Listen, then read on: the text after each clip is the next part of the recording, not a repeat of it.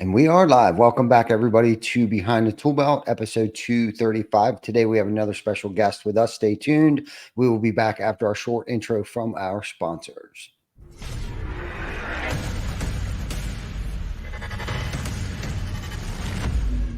GC Backer. Roofing, siding, windows, gutters, solar. Roofing, siding, windows, gutters, solar. GC Backer, GC Backer.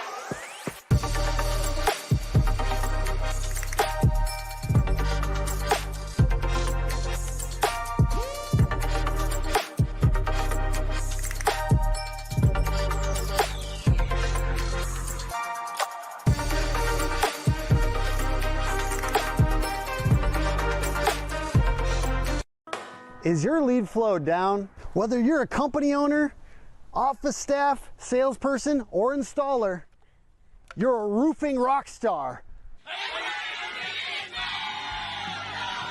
We help you get more leads with custom SEO, Google Ads, and a pro website.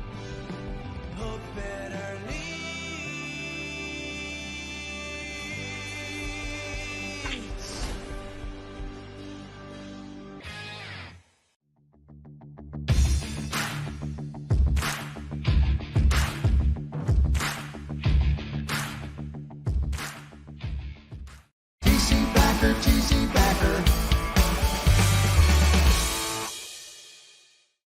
Welcome back, everybody. Happy Wednesday. I hope everybody's having a great Wednesday and enjoying this wonderful weather now that we're over that heat wave that we recently experienced. We have another awesome guest, my friend Mike Wynegar with Local IQ. That's a little bit of a tricky last name there, Mike. And I didn't want to botch it up, and of course I did a little bit there. But Mike, my man, what's happening? How are you? Ty, appreciate you having me on. And it is a tricky name. It's always been a tricky name. It's Wynegar, so it's all good. I've gotten Wagner, Wynegar, Wynegar. It's all good. But glad to be here. I appreciate the opportunity.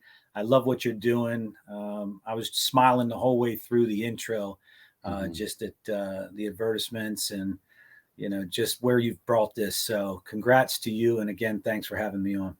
Yeah, thank you. Thank you for coming back on the show. And for those of you that don't know, Mike has been on the show before. We were introduced by another acquaintance, David Bruno, who was, and also a team member there over at Local IQ.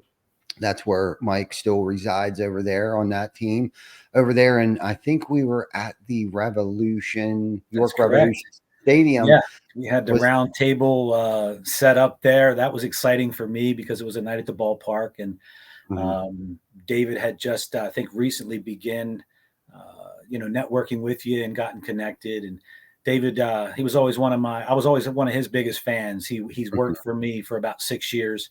And I know he's doing well. We still connect, but he was a big part of engaging with you as one of his loyal customers. And I got to witness that the whole way. But yes, it was a great night at the ballpark, and got to meet some great staff there as well on your team. So yeah, for sure. We got to do that again sometime, whether it's, we got to go off site and do do behind the tool belt here soon sometime. Whether Absolutely. me, you, David, kind of have a little family reunion. Maybe we'll even get Chris Baker on the show, see if he's Yeah. available. Do you I know, golf? I do. I pretend to golf. That's Um, okay. yeah, That's okay. That's part of it. yeah. So I'm a good pretender. I look really good doing it. Just don't watch me do it.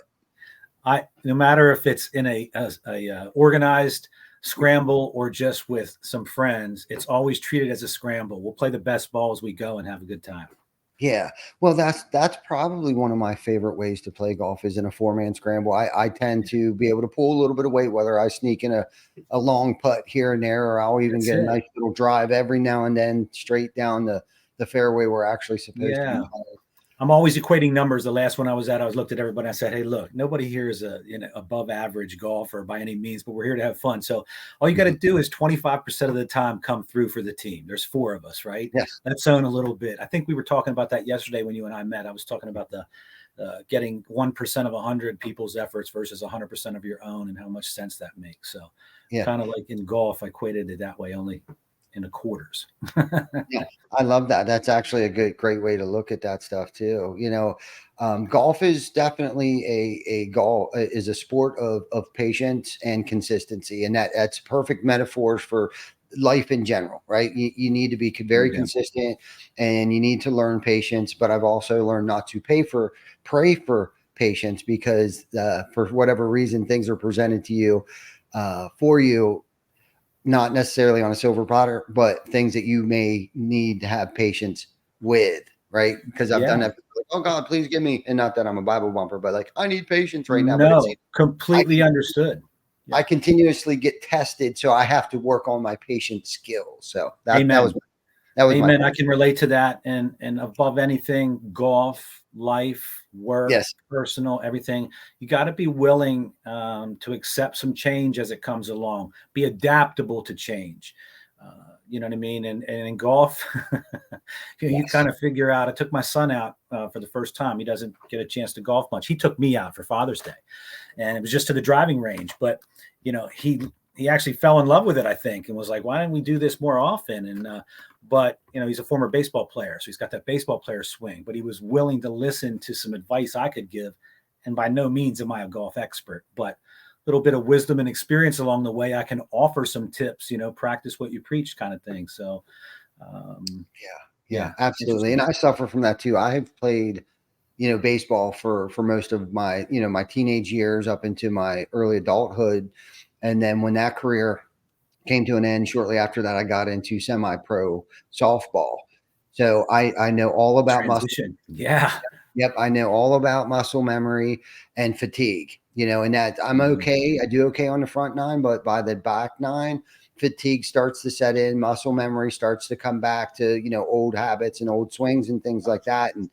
And that's where my frustration level usually tends to rise as well too. And that's where I think a four-man scramble where I'm not getting as many swings in as I need to, because we're all kind of like, okay, that's the best ball. Let's just go with that. So I don't need to hit anymore. You know what I mean? So the fatigue is less likely to set in, and I can usually, get those good shots in more frequently, with the less amount of swings that I put in. I couldn't have said it better myself. That's exactly how I describe my most recent, golf ventures. I get out maybe 3 or 4 times a year. I golfed, I was 5th man in my high school team for 1 year. So I did it a lot more back then, but I enjoy getting out, but I had some previous back injuries. So the same as you, I find myself starting to overcompensate on the swinging harder, making little adjustments, losing that muscle memory to compensate or offset the pain. So I couldn't have said it better myself. The same exact scenario for me. Yeah, but it's fun. It's fun to be out there. It is fun. It is fun. And I know only from experience, that's why I nailed it, because it's like I know on the back 9, if I'm not pacing myself on the front 9, if I'm just hacking away, I know by the time I get to the back 9, game over for me. I'm just 14th, 15th hole. It's like, I'm just going to ride up to this one. I'll wait till we get within 100 yards. Right. I don't know if I've ever done that, because my problem is I'm so hard headed. I'm not a quitter. And of course I'm a glutton, and I'm a glutton for punishment. That's cool. To me, I'm not a quitter either. But when one of my teammates has a 285, 300 yard drive, and I'm like, No, I'm good, bro. I don't Yeah, need to do that. yeah, we're good. We're good. Right. So, All bets are off. Yeah, right on. as of right this second. Well, Mike, I know you're the regional director for Local IQ. You got Mike Love Entertainment DJ Services. I know you've been with Local IQ for a long time, and for just a quick synopsis of like what that is and how you got involved with them. Why don't you just give us a quick snapshot of that, and then we can dig into a little bit of like industry, trends and Sure. future outlooks and stuff like that. Yeah, no, thank you. Yeah, I work for Local IQ. We're the marketing arm of the USA Today network. We're in over 200 markets across the U.S., and I am personally responsible for most of the properties in Pennsylvania, Lebanon, York, Hanover. Now I have the Beaver County and the Pittsburgh area. We have some other papers scattered in between. And when I say newspapers, those are our properties, but we're a full-scale marketing agency. We're actually one of the top 5 largest digital marketing agencies in the U.S.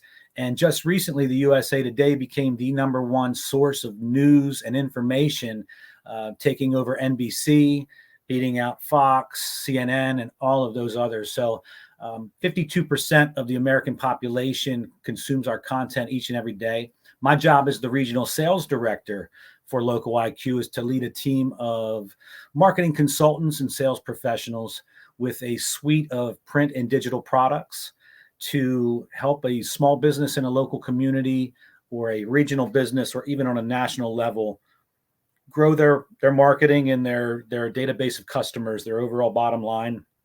One of the necessary evils of advertising that needs to be done, right? Because not all advertising works. Some work to a certain degree, but I mean, it does all work. Some just works to a different degree than others. It depends on who your audience is. I've been with the company now 9 years. It's the longest amount of time I've spent with one company. I feel absolutely blessed to be in my position where I'm at. I have a marketing and advertising background that goes back to pre-2000, about 1999. I've been in sales and advertising in that vertical alone now, probably for about 20 years. I had a couple stints in between with some other opportunities when I relocated. I was a police officer for a little while, but digital marketing and print marketing has always been my forte. I come from the yellow page side of the business. That's where I spent most of my time. Prior to that, I was working in, if you remember the Nextel cellular phones, the old flip phones and the two-way communication. Well, that was a niche product when it came to this area back in the early 2000s. And I had a successful sales career with that helped catapult me to just growing, networking, meeting the right people. You mentioned my DJ business. I got that job at Nextel with really out any prior sales experience because I responded to the ad. I was looking for a little more stability. I had a young son that was only 4 years old and, just trying to provide more for my family and grow. And when I walked into the interview, my hiring manager, her name was Angela, she said, "You're the DJ, right?" And I was like, "Yeah." And just from the moment on, before it even got into an interview process, I kind of was given the job because of, who they had seen out in the public, what they thought of me and how I would fit in that position. But yeah, I'm having a lot of fun here, just helping businesses, truly feeling more like a consultant in all of my situations with my staff. Whereas I've felt pressured to sell in other positions before, with the resources and the backbone and support of data and insights that we have here at USA Today and with Local IQ. Even on a local level, like I said, there's small boutique agencies. There's a lot of things you can do on your own. But I think it's the data, the insights, and the technology and the old, hey, someone else has already dipped their toe in the deep end of the pool, so you don't have to worry about it. Here's what we found, and we can, take this to your market, who that audience looks like, who your customer is. And it's just a lot of fun. Like, I don't feel a pressure to try to sell. Our suite of products speak for themselves for the most part. Yeah, you touched on a lot of good aspects there, and I don't know if a lot of people identified, but I think when a lot of people think of like USA Today, they think of the newspaper, right? And Right. and that was what USA Today was known for, and I don't think anybody quite understood, and I don't know if I understand fully the connection. Like, where is Local IQ just a a subsidiary of USA Today. But again, and that's a question you can probably answer later for us. But my point is like, that pivotal point that most businesses need to take. Like, okay, so, USA Today went from, printing, advertising, marketing, and of that nature, which I'm sure they still do, but also transformed into the digital era. And then while you were speaking, you were also talking about, like, at that interview, like, you've already created like that personal persona, that personal brand recognition that people knew you. It's like, oh yeah, you're Mike Love, you're that DJ guy.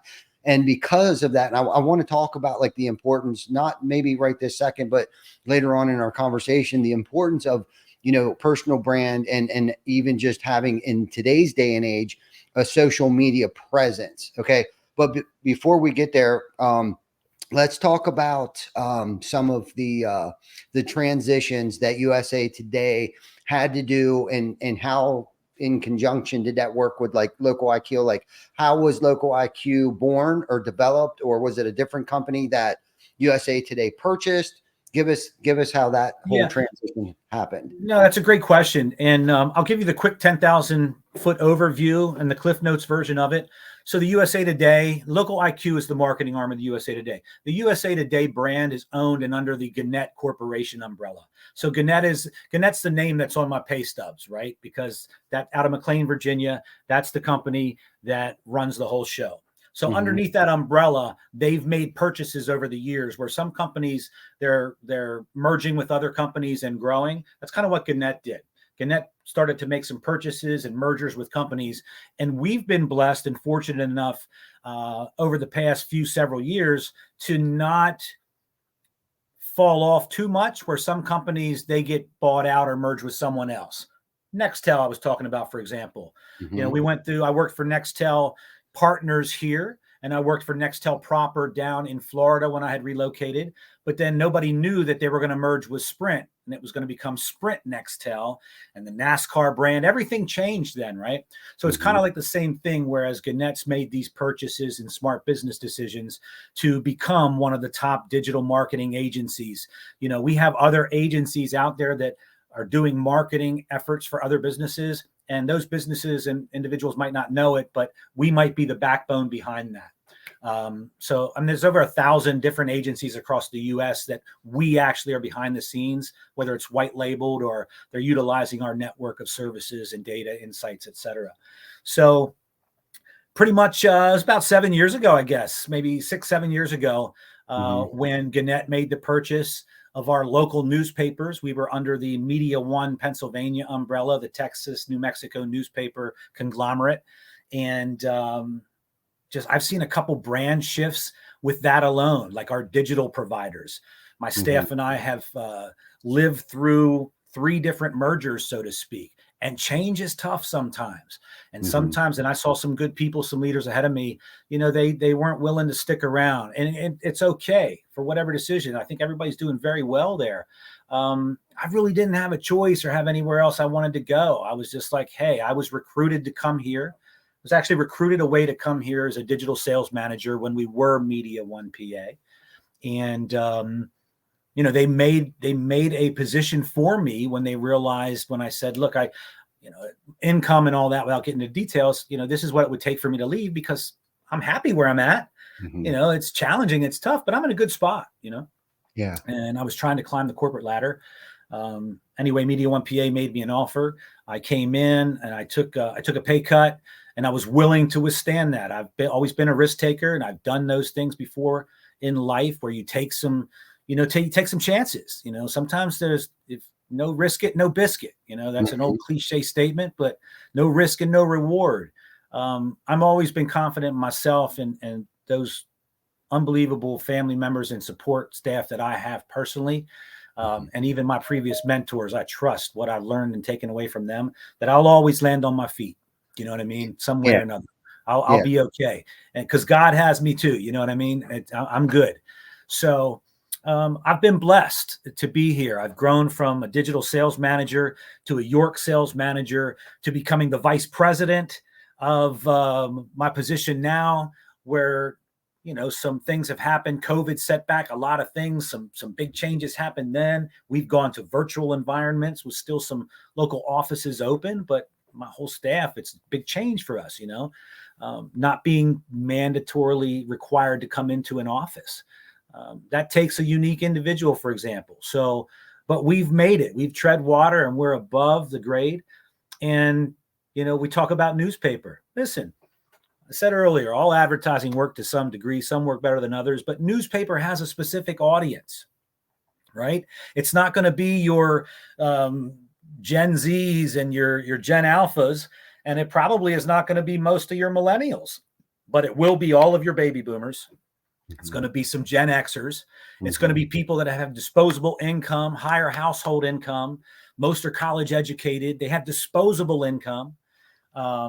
So that's a specific audience. But at the same time, we have newspaper.com sites as well. So some people always, you had mentioned earlier, the USA Today. Yeah, that's what the USA Today is famous for.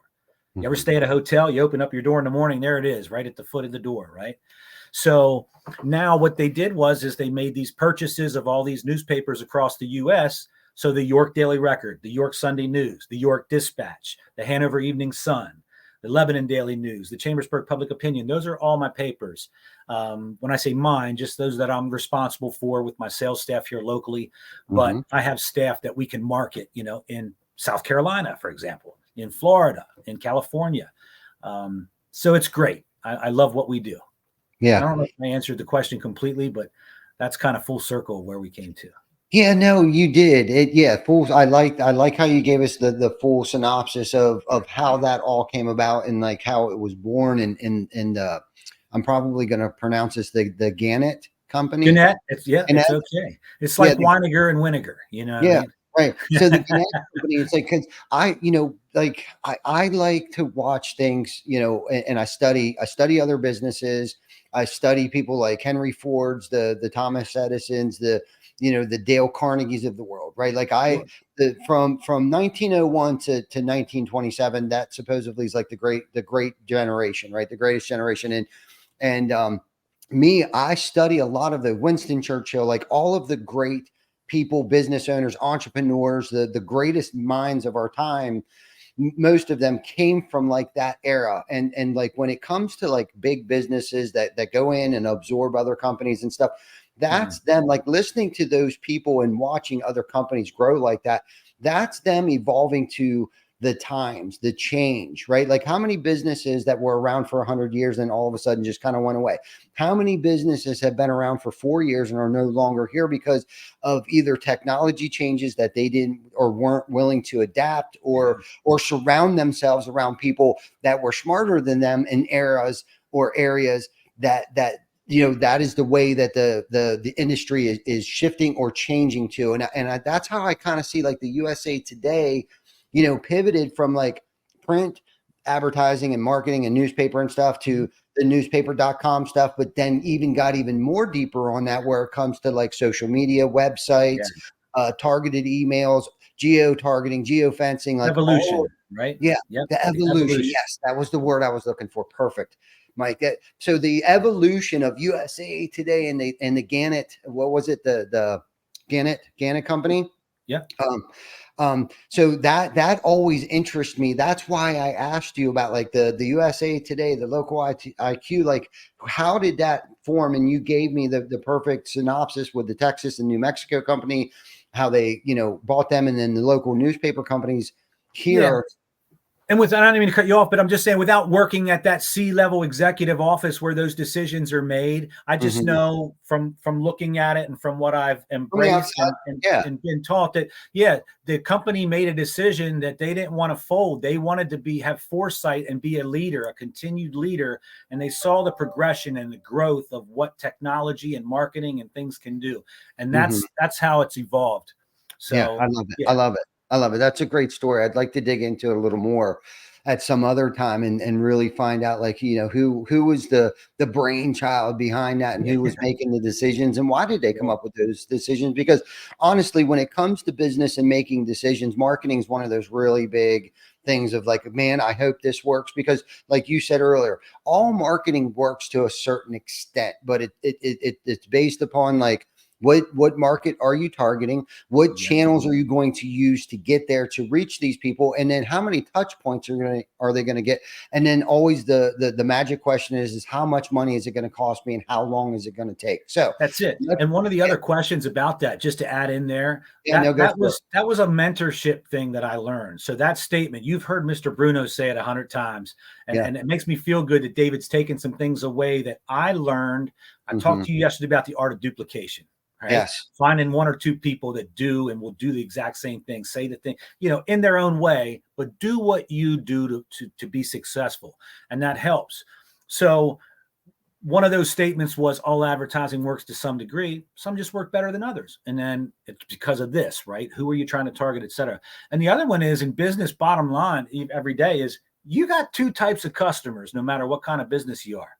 Mm-hmm. Two types, ones that know you and ones that don't. Yeah. How do you stay in touch and grow those people that know you, maintain them? And then more importantly, how do you get that message out in front of those people that don't know you? Is it word of mouth? You mentioned social earlier. Yeah.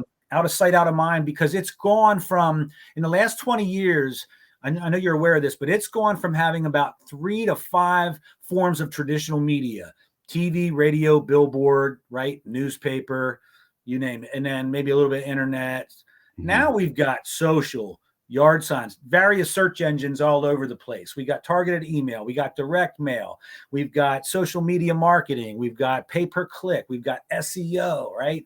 You got video, it's everything. So it's being in front of that customer, that potential customer, the next time he or she is actually looking, right? Yeah. Yeah. At the top of the awareness funnel, or are they ready to buy? Mm-hmm. But you got to be in the game. You got to be visible.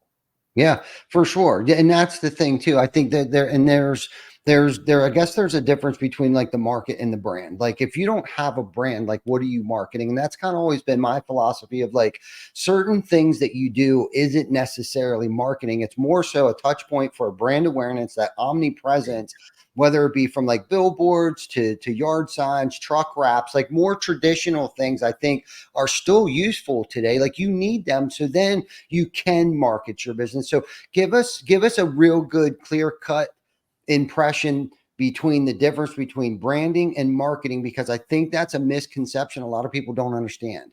Yeah, no, I mean, the best way I would describe it, because brand image is everything. That brand image that is imprinted on somebody's brain is critical, or whether they hear it. Because if I say to everybody right now, you tell me the name of the advertiser, and all I got to do is say, I'm loving it. Boom. You picture McDonald's. golden arches right away. It's McDonald's, Yes. right? Yeah. So it's that simple. And I know McDonald's is the 800-pound gorilla in the fast food industry, but the same as Google. Everybody knows what that G is and the color schemes that they use. So your brand is everything. Your brand doesn't have to say, hey, we've got a customer appreciation special this weekend, or it doesn't have to say, get $1,500 off MSRP on this brand new Chevy, whatever it is. Yeah. It doesn't have to say that. The brand just has to be seen for people to have, I call it pinging the limbic, right? Mm-hmm. The limbic region of your brain is that emotional part of your brain. And they see that. Could be color schemes. It could be a lot of things. I'm going to throw a free plug to somebody out there. I always see it when I'm traveling west. Your brand is what it is. It's fantastic. We can talk about it all day. You've done a fantastic job. Thank you. Ever drive down the road and see a billboard that's just red and then it's got white font in it and all it says is, Steve Rice or whatever, criminal, that's all they do. Yeah. Criminal attorney. It's pretty simple. How about IHateStevenSinger.com? Mm-hmm. I hate Steven Singer. He's one of the biggest jewelry store salesmen there is, right? Yeah. To hear. But it's catchy. It's got that brand. So it's lasting. Mm-hmm. Marketing is, hey, I need to market my business to some people because I need customers. I mean, I need to grow it so I can get to a brand image that is recognized. And then I start to be able to, have the entire neighborhood or an area recognize my brand because someone else down the street had work done and they saw the yard sign. And then all of a sudden they see a billboard on 83. They're online doing some just casual browsing and boom, there's a little online display ad that just has the brand and what they do. And then they're online and maybe they hear a little jingle on their Spotify playlist, right? That's branding. Marketing is, hey, I got an event coming up just with a budget here, and I don't do everything consistently, but I really want to plan for this because we're going to be releasing this new product and this new service, and hopefully I can get people to attend, or hopefully I can get people to sell these quick because it's going to be the make or break of my Q2, right? Or my upcoming Q3. I don't know if I'm answering that properly, but marketing to me is basically creating an immediate to a potential long-term awareness, because I need to market my product and service. I need to put it out there. I need you to buy it. I need to service your contracts here. Whereas a brand's pretty much been already established. They are still behind the scenes cranking the wheel, to make things continue to grow. It's kind of like when you're successful and you get to a certain point, right? Whether you're living, in the city on fixed income, or whether you're living in the suburbs in a $300,000 home with great household income, you all have bills, and you learn to live at a certain lifestyle if you're up here. So if your job changes, if your business doesn't thrive and you have to cut back, you're going to have some challenges too, even though you're in that home. And we see that all the time. And I'm not saying that that's, they're not as equal to people that are, not as blessed to have those kinds of things. That's not what I was trying to say there. What I'm just trying to say is as a business, you have expectations. You've got a brand, you develop that brand. You still must continue to make that brand stay top of mind, right? Relevant. And be out there and relevant. That's the word I like. Relevant.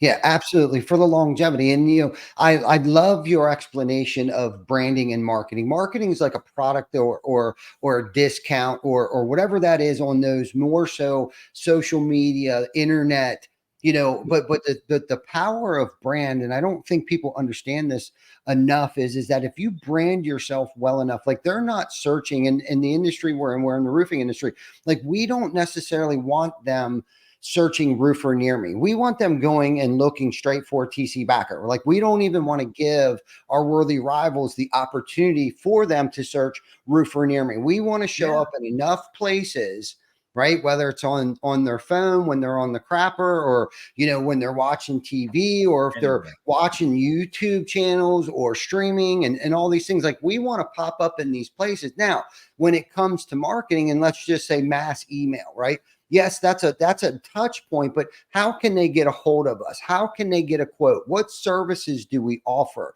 And to me, that's like the difference between now we're marketing ourselves. Like these are the products that we offer. This is how you can get a hold of us. And this is how you can get a price, schedule an appointment. So that's marketing. But because of that brand and that omnipresence of all these little subliminal messages all over the place, like that's almost more important than the marketing aspect. Yes, we want them to know how to get a hold of us. Yes, we want them to be able to just straight up Google us, Yelp us, whatever outlet they're using to search for us, if they don't already have our website, if they don't already have our phone number.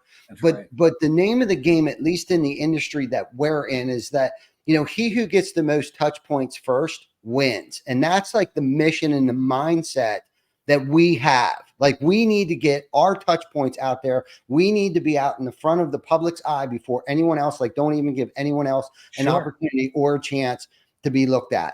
You just took the hammer out of the tool belt and you just drove in the nail, because that's exactly what it's about. I was going to say, as you're talking there, and you're finished, because I was just vibing at everything you're saying. It's what we speak. It's the touch points. And that is the difference between the brand. When we mentioned earlier about the I'm loving it, you know what that is. You know what, to the T, you know who that is. And that's our boy, Chris, right? So you just recognize even the local ones. But more importantly, the touch points, you ask the average person or the average business owner, we call it the personal consumer journey. At the end of the day, Ty, you and I, we're both consumers for food, products, services, right? Same kinds of things. How we search might be similar in many ways. It might be different in some as well. The key point that you mentioned are the touch points, though, because right now it's already known, and this is based on studies, Harvard Business Study and other third-party studies done, is that it takes 12 to 16 touch points minimum before someone is even going to react. Because listen, you just mentioned it. The mobile phone, this thing right here has become an extension of our bodies now. I use it for everything. It's my alarm clock. I play a golf game on it. I check my banking on it. I do my browsing, my social media, my calculator. I use it for everything. My GPS, my special discounts at my favorite restaurants, those who have apps. It has everything. But I'm cognizant as a Gen Xer that, hey, put it down and make sure I communicate with humans too. I digress there a little bit. The point I'm making is when I wake up in the morning, I have a routine just like anybody else. My phone's a part of that. I'm going to go to my social media and boom, right there in my Facebook feed, after I catch up for a quick 2 or 3 minutes, I might see a sponsored ad or something that's promoting a product or service. I'm not going to react to that right now because it's just not pinging my limbic, that emotional part of my brain right now. I go on, I flip on the radio while I'm getting ready, Spotify, and then all of a sudden I hear that same business and then they have an ad on my Spotify playlist. And then as I'm walking out the door, I can see that the TV's on and the wife's getting ready and they're on the local programming. I see another message that goes across the screen. And then I'm in the car and I'm on satellite radio and I don't hear much of it because nobody's really doing too much on satellite radio. But I get to my office and I turn my computer on and boom, as soon as I click on to check ESPN to see, hey, or when are they resuming, the Open this weekend because of the rain delay or whatever. Then I see another ad from the same company. It's these touch points as we go along. I forgot to mention on the way in, I saw the billboard too, right? Or I saw the truck with the logo on the side of the van. It's all of those multiple touch points. And then finally, I'm like, you know what? Man, a storm just went through here. Please, dear Jesus, I hope I'm not forecasting this. But hail just crushed me, right? It crushed my car and it crushed my roof. Who do you think I'm going to pick up the phone or search right away, right? TC Backer. Yep. Right. For me, I'm just saying, as we're talking, this is your platform and your show. So I'm going to give you the plug too. But think about it. The lead in, it showed me everything. The hail. Now, I'm not going to call you for my car. No. But for my roofing, right? For my car, I'm going to call my insurance agent. And then however that pans out, it pans out. But it's all about the brand. It's about the touch points. Top of the awareness funnel. Billboards. We never pull over to the side of the road and, hey, let me write that number down. And that's special. That's a really nice billboard. We don't do that. We just remember seeing it. Right. Yeah. Yeah. No, I love everything. And I love, this is one of my favorite topics. I think this is why Bruno and I have always hit it off. Yeah. Every time we get together, it's always about, brand awareness and then other topics too, and discussions that we have. But let's get super specific here. Like, how important is it to have a social media presence, and what advice would you give someone like me to create one? So I can tell you this right now. It is absolutely 100% imperative that if you are in business today, that you have a social media presence. And it's gone beyond just having a Facebook business page presence. I mean, we're one of few companies I know, and we don't really get into it too much with people. Like, we're selling advertising on TikTok. You got to be on TikTok now, and there's a demographic for that. And it's a wider one. Because there's people like you and I that get on there because we like reels. I like seeing stuff on, maybe conspiracy theories, and another person might like seeing the things on people that are, doing crazy stunts and getting hurt, but there's spots in there for ads, right? It's a huge audience. Kids are on there wanting to see the latest music videos or, the, hey brother, Tuesday, family friendly stuff. Those of you that know Sketch and follow him online, you'll know that he's developed his own brand. This kid developed his own brand. Tuesday, playing video games. Sorry for cussing, brother. If you guys out there know who Sketch is, look, I'm a 57-year-old grown man, and I'm a fan of this kid's Sketch, because I saw him. He's got a brand. He's got an image. Yeah, man, it's pretty wild. But yeah. And again, going back to like our golf lessons, life lessons is staying consistent with it. Right. You got to, and, it's like anything else. If you're going to have a social media presence, and my buddy Joe, and I'm going to share something with you guys. My buddy Joe Joseph Hughes, big shout out to him. He is a marketing guy that pertains to the roofing industry, the trades industry. And he sent me this. He's like, Mondays, have a meet the team Monday. Tuesdays, transformation Tuesday. So, do a before and after picture of a house, to keep that consistency, to create that omnipresence. Wednesday, review post a review or get a testimonial from, so testimonial Wednesday, Thursday, educate, like do an educational post, whether it's a live video or something recorded, or maybe a local code, or hey, notify the community that a storm's coming. Hey, be prepared, get ready for this, do that. Snow's around the corner. Make sure you put ice in the driveway or up in your gutters to keep your gutters from freezing up, or whatever. Friday could be, highlight a local business on Friday. Saturday, fact. Share a short video answering a question that a prospect, client, or someone else in your market has. Like, what is that question everybody has? Well, go on social media and answer that question. And then Sunday, hey, something fun. Just post something fun with you or your family. And like you said, it's not about just the business page. It's also about the personal page and the personal brand, for the company. That's right. And I didn't finish answering your question completely, but I love that. Right. Go ahead. I'm sorry. No. You go ahead. I want you to go ahead. Yeah, no. Basically what you said, and there's something going on every day, right? So there's a couple things to that. Number one, it's the engagement. It's always that not everybody's going to see this one, the second day, the third day, or the fourth day, but maybe on the fifth day they do. It's also a necessary evil. We call them spider bots. It's like Google, Facebook. There's algorithms out there that are based on everything that you do, contextually, behaviorally, all of those things. So the end consumer, whether they engage or not, or whether you have a business page and you're not putting out content, if you're not deemed relevant by a non-human entity, you're not going to be exposed or put out there in front of other things. The other thing about social media is they're free pages and there's free accounts to set up. You want to have consistency with them too. The same, I call it the NAP, the same name, address, and phone number on all of your social media pages.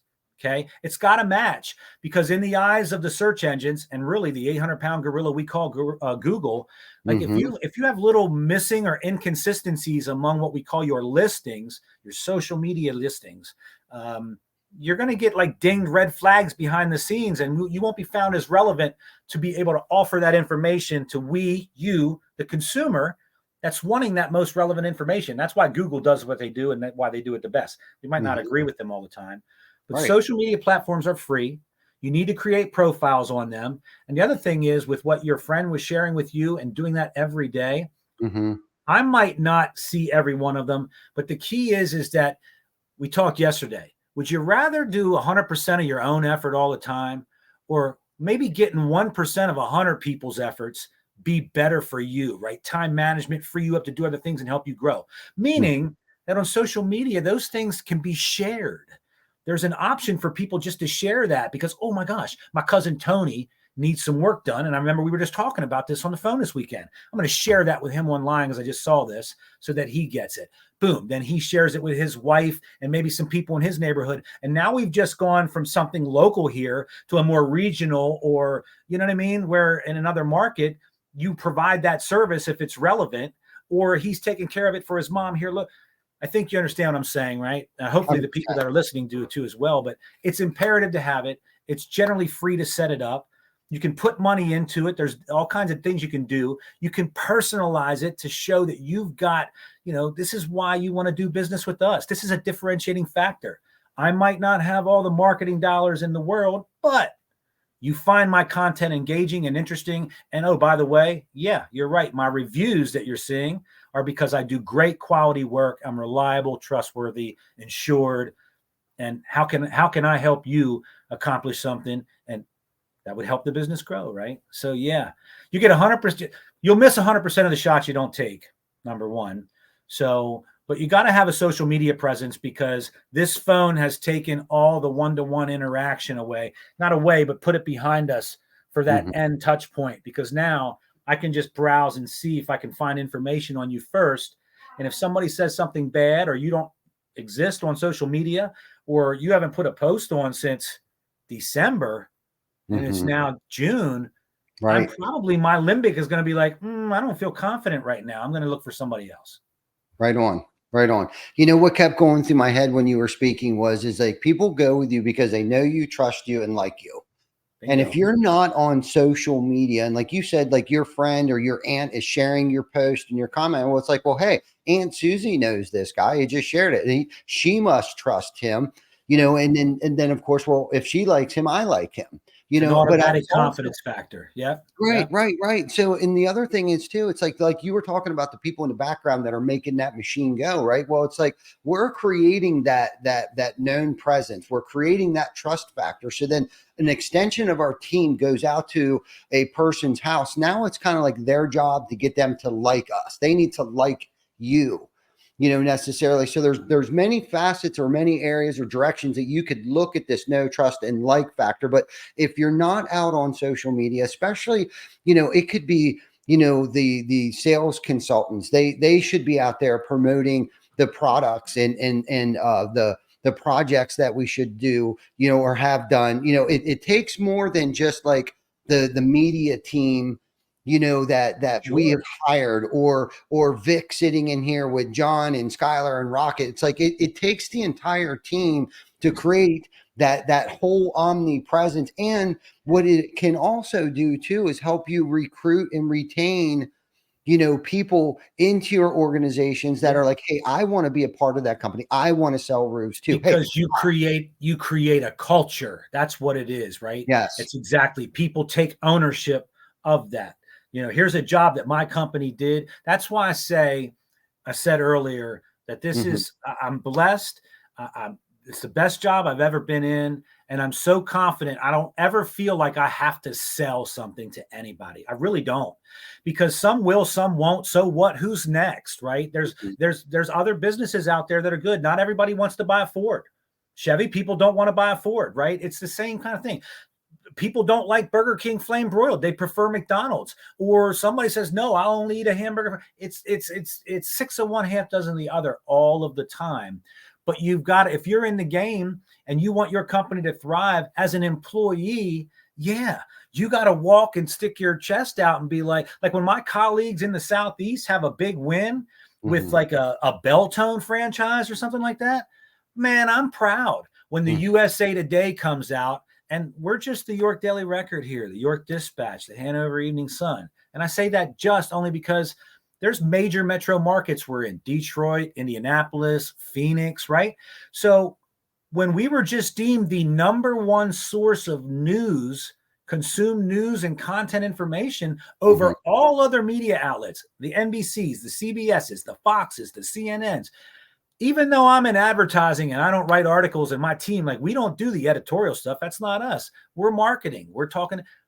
That is a big thing where I want to share that on social media and Yeah. brag a little bit about the company that I work for. And I think that's what you were saying, right? Yes. Share that example of that house that we just did, and Yes. the before and after, and how quality that work job, that workmanship.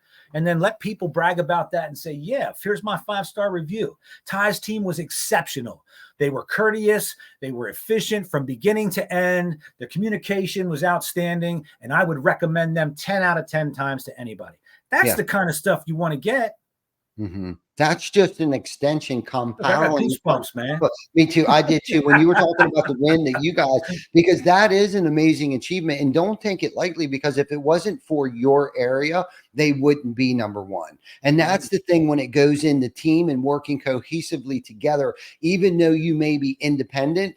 It takes everybody and everyone's That's right. effort to That's make right. the whole of the sum great and make it what it is today. And I guess that was the point that I was trying to make, because we've had so many great little conversations. There's so many nuggets. If you really read between the lines of our conversation today, okay, there's so many things that play into how this whole thing works. Yes, we can post things on social media, but if our friends, family, coworkers, co-leaders are not sharing these things, we're missing their people, right? And then if their people are sharing this, and that's kind of that compounding effect that I envision, I'm hoping is happening with our brand, because that's where, they get to know us, they get to trust us, they get to like us. It's almost like, and sometimes we get places, it's like people know who we are, but I've never met them. And that's the That's strength awesome. and the power of social media, social Yeah. commerce, that, keyword social. Like, this is where everybody's socializing today. right Same. here. Right That's here right. is where it's coming from. Like in all those things that you guys do, people have access to every single one of those facets that you offer your clients right here. Ty, 70% of people will believe what they read online without ever being close to the source or knowing the true facts about it. Wow. Meaning that if I wanted to be a disgruntled ex-employee, or if I was a competitor of yours, I could go on and leave a very negative review just to tarnish your reputation. And somebody that's not engaged with the business online and seeing other things in positive light might read that and just right away believe it. That's the power of social media. That's the power of needing to be engaged. And then, by the way, that's, anybody that would ever do that, shame on you. If you've done that, say a prayer for yourself that Jesus forgives you, because that's just bad, unethical practice to do. But Absolutely. if anything ever happens, and even when you get 5-star reviews, gang out there, always respond to it. Good, bad, or indifferent. Make sure you respond, because if you ever get a bad review for whatever reason, and if it's the best way to get rid of it is bury it. Bury it with more content. Apologize. Hey, we're really sorry for that experience. We did not know that that was the situation. You could have called us. We'd be more than happy to come out and take a look at it and fix it at this moment. If I'm now reading that, I'm like, oh, well, they just said that must have been an accident. That things happen. Maybe it wasn't even true. You know what I mean? So yeah, 100%. social. You got to be out there. Yeah, and it's how you handle those issues when they do come up. If you're doing anything, you're going to make mistakes. If you're not making mistakes, you're not doing anything. Yeah. And really that's the bottom line. When it and comes while you're building your brand, the whole reason I brought that up was to say, don't be afraid to ask for reviews. Yes. Get them from your most closest colleagues and sphere of influence, but every customer you got. Hey, would you mind doing me a huge favor? You'd really help me out in growing my business by providing me a 5-star review. Don't ask for a review, ask for a 5-star review. Because if you didn't have a 5-star review, if you're not worthy, well, then let's not share that with the public, but let me know how I could make it 5-star.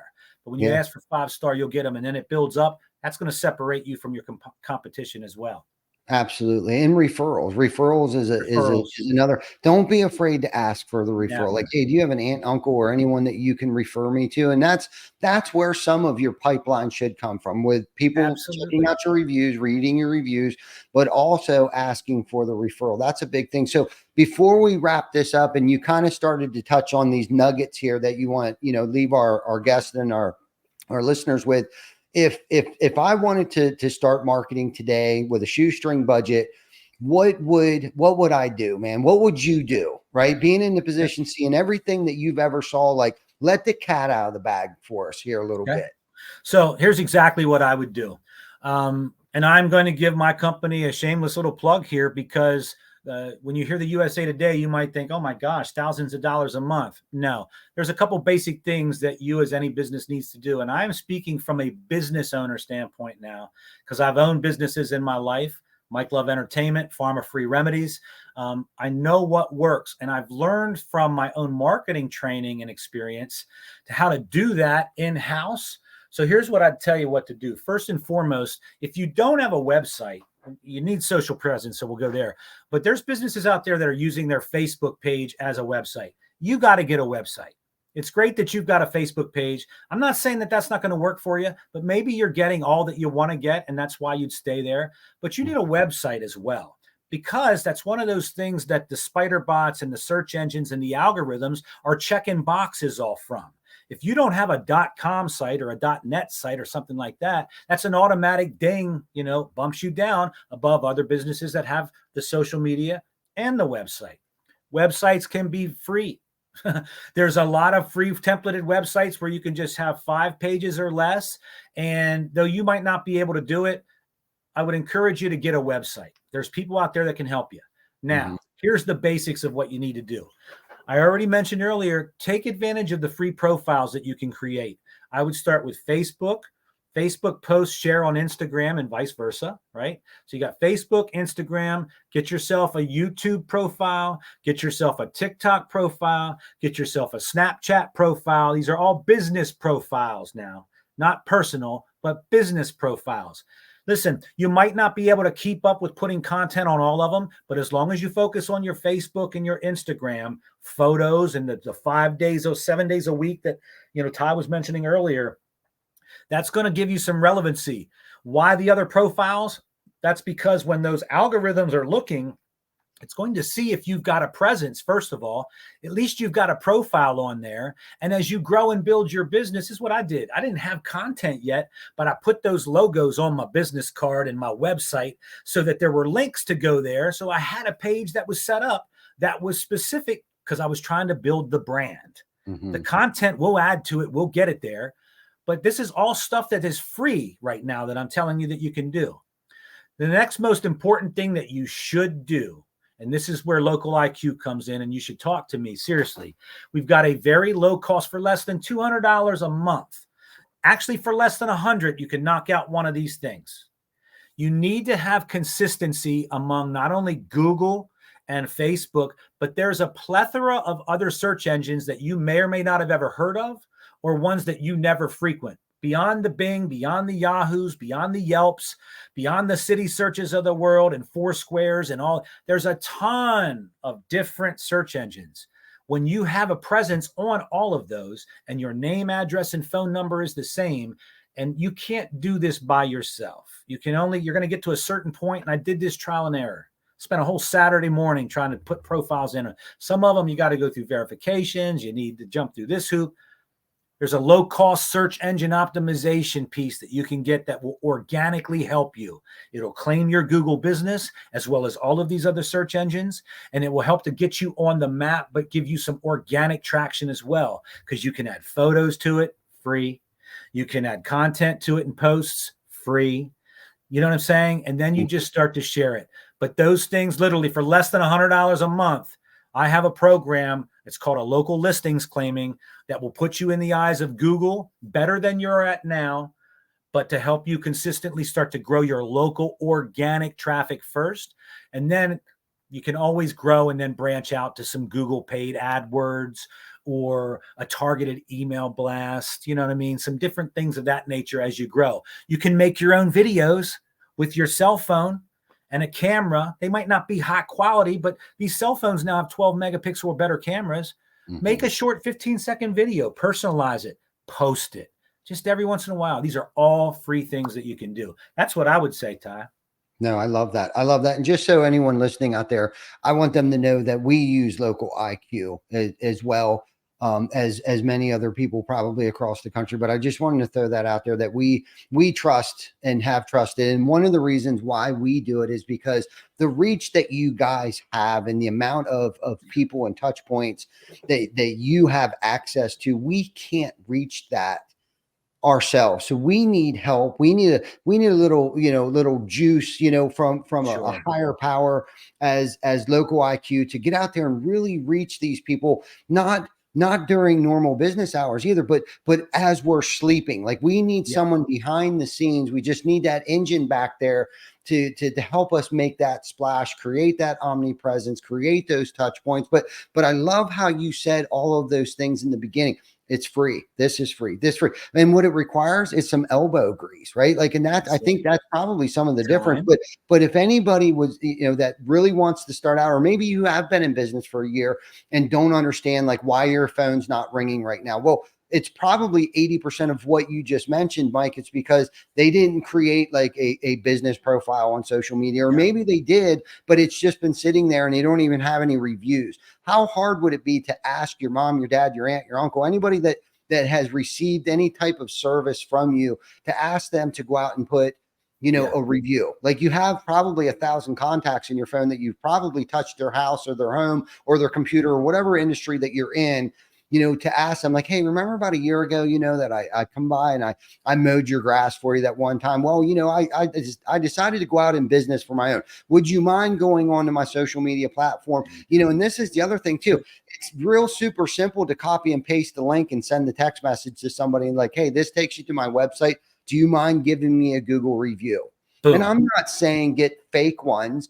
You know what I mean? But like, if you're asking your coworkers or your teammates for it, like, I'm not asking you to lie. I'm asking you to say how wonderful this place is to work for. That's You know, exactly things right. like that, because people like to see those reviews too. Like, oh my God, they got such a great culture, such a great company over there. These are the people that I want to put the roof on my house, because they seem to love what they do and they love each other. Yeah, you just reminded me of something too. Put the QR code. QR codes are free. You get one QR code. I put it on my business cards, and I put that at the bottom. And then ask your customers. And it even says, if I don't get a chance to speak to them, please scan this and leave a 5-star review for me to help my business grow. Mention that to them, and all they got to do, it's the phone. It goes right to your Google page, and all they got to do is leave the review.